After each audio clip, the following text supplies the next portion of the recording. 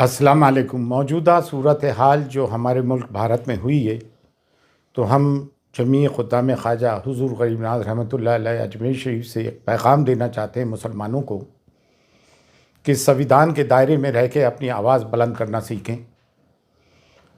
और जो भी कभी भी दीन व मिल्लत के मामलात हुए हैं, चाहे वो नामूस रसूल का मामला हो सल्लल्लाहु अलैहि वसल्लम या अहले बैत अतार का, बारगाह हुज़ूर गरीब नवाज़ से हमेशा आवाज़ उठी है। लेकिन अफसोस जिनका के दायरा सब में वसी है, दरगाह और ख़ानकाहों का भारत में और बरसगीर में, यहाँ से खामोशी क्यों है? निकल कर ख़ानकाहों से अदा कर रस्म शब्बीरी। और ये वक्त मसक़ी इख्तिलाफ़ात का नहीं है। मसक़ी इख्तिलाफ़ात को दरकिनार रखते हुए, बाला ताक़ रखते हुए हमें कौम मिल्लत के लिए आवाज़ उठानी है। बेशक हम इस चीज़ की सख्त मजम्मत करते हैं जो महरौली शरीफ में बाबा कुतुबुद्दीन बख्तियार काकी रहमतुल्लाह अलैह के कुर्ब जवाहर में जो 700 और 800 साल पुरानी मस्जिद, मदरसा, कब्रस्तान ढाए गए हैं, हम उसकी सख्त मजम्मत करते हैं। ये उस दौर के कब्रस्तान थे जो बाबा कुतुबुद्दीन बख्तियार काकी जो हुज़ूर गरीब नवाज़ के जानशीन हैं, उनके हम असर थे, खुलफा थे और मुरीदीन थे। उत्तराखंड में जो कुछ जुल्म हुआ, 14 फरवरी की तारीख थी कोर्ट की, उससे पहले ही आके नगर निगम ने सब सत्यानाश किया। बाकायदा मशीन गन चलाई गई मुसलमानों पे और जुल्म व मज़ालिम उठाए जा रहे हैं। हमें वो यूसीसी बर्दाश्त ही नहीं है जो हमारी शरीयत में मदाखलत करता हो।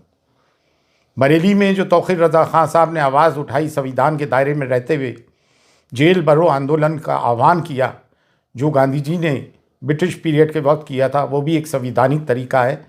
हमने उसकी भी पुरजोर हिमायत की है। और मुफ्ती सलमान अज़हरी साहब को जो बंदी बनाया गया, उन पे केस लगाया गया, ऐसी उन्होंने कौन सी बात कर दी थी?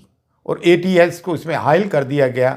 जब भी कोई मुसलमान कोई अपने हुकूक की आवाज़ उठाता है, अपने पे हो रहे जुल्म की आवाज़ उठाता है, तो उसके तार पाकिस्तान से या किसी भी टेररिस्ट ऑर्गेनाइजेशन से जोड़ने की कोशिश की जाती है। सब्र की, सहनशीलता की एक इंतहा होती है। गुज़िश्ता 10 साल से मीडिया एंटी इस्लाम और एंटी मुस्लिम उस पर कारमंद है। लोगों के दिलों में जहर भर दिया है।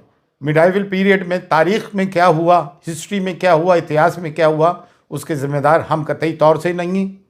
पार्टीशन के हम ज़िम्मेदार नहीं। फिर हमारे पर ये मज़ालिम और जुल्म क्यों उठाए जा रहा है? हिंदुस्तान में डाइवर्सिटी है, तमाम फूलों का एक गुलदस्ता है। सिर्फ एक गेंदे का फूल ही क्यों?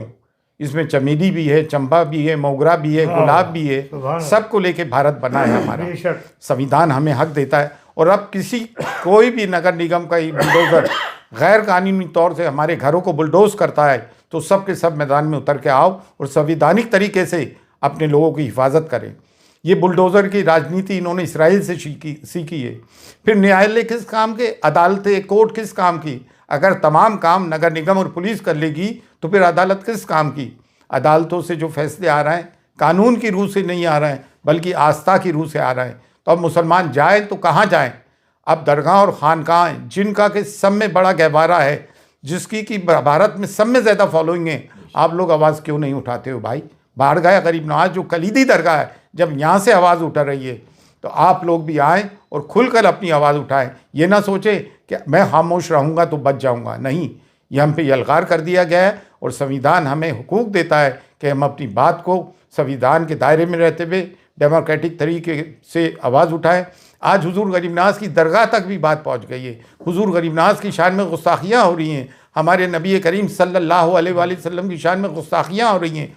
कब तक मुसलमान बर्दाश्त करेगा? और अगर मुसलमानों की इबादत गाहों पे बुलडोज़र चलने के बाद भी मुसलमान चुप है, तो इससे बढ़ के मुर्दारी क्या होगी? लेकिन अल्हम्दुलिल्लाह अब मुसलमान जाग गया है, हम सब जाग गए हैं। बारगाह हुज़ूर गरीब नवाज़ से भी सदा बुलंद होती आई है और अब पुरजोर बुलंद हो रही है कि उठो और उठ के जुल्म के ख़िलाफ़ आवाज़ उठाओ। अगर अपने आप को हुसैनी कहते हो और जुल्म के ख़िलाफ़ आवाज़ बुलंद नहीं करते हो, तो तुम कैसे हुसैनी हो? मसक़ी इख्तिलाफ़ात अपनी जगह हैं, लेकिन मिल्लत की बुनियाद पर मसक़ी इख्तिलाफ़ात को बाला ताक़ रखो और जो लोग बोल रहे हैं उनकी हिमायत करो। आओ और बोलो मुसलमानों के जुल्म के ख़िलाफ़। फ़ी अमानिल्लाह। अल्लाह हाफ़िज़।